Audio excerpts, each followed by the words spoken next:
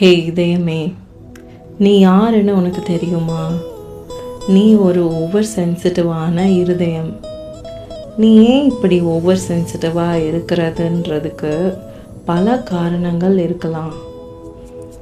But அதை பற்றிலாம் ஓவராக யோசிக்காத. நீ எல்லாம் உனக்கு பக்கத்தில் இருக்கிற ஒருத்தங்களை அதட்டுனாலே நீ உட்காந்து ஓன்னு ஒப்பாரி வைக்கிற ஆள்.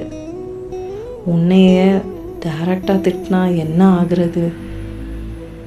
ஊன்னு அதட்டுனாலே உன்னைய தூக்கி போட்டு மிதித்த மாதிரி தான் இருக்கும். அதனால தான் தவறான முடிவுகள் எடுக்க சீக்கிரமாக உன்ன மாதிரி இருதயங்களுக்கு தோணுது. பட் அதெல்லாம் சரியா? நீயே சொல்ல. உன்ன மாதிரி பலவீனமான இருதயத்திற்கு ஆறுதல் ஒன்று தான். ஏசப்பாவோட பிரசனம் மட்டும்தான்.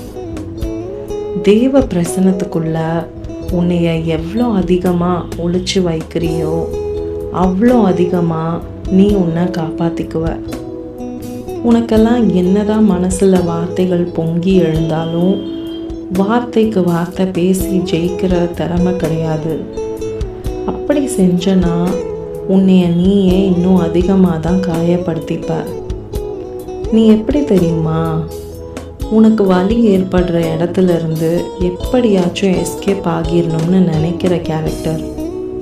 நீ எல்லாம் செய்ய வேண்டிய ஒரு சரியான விஷயம் என்னன்னா, கர்த்தரை நோக்கி கூப்பிட்டு அவருடைய பிரசனத்துக்குள்ள உன்னைய ஒளிச்சு வச்சுக்கிறது மட்டும்தான். அவருடைய பிரசனம் மட்டும்தான் உன்னுடைய வலியை ஆற்றக்கூடிய மருந்து. உன்னை ஆற்றி தேற்றி கர்த்தரே உன் மூலமாக வெளிப்பட ஆரம்பிச்சிடுவார். உனக்கே உன்னை நினச்சி ஆச்சரியப்படுற அளவுக்கு உன்னை மாற்றிடுவார். என்னை நம்பவே முடியலையா? இன்னிக்கே கொஞ்ச நேரம் உட்காந்து ஏசப்பா கிட்ட பேசி பாரு.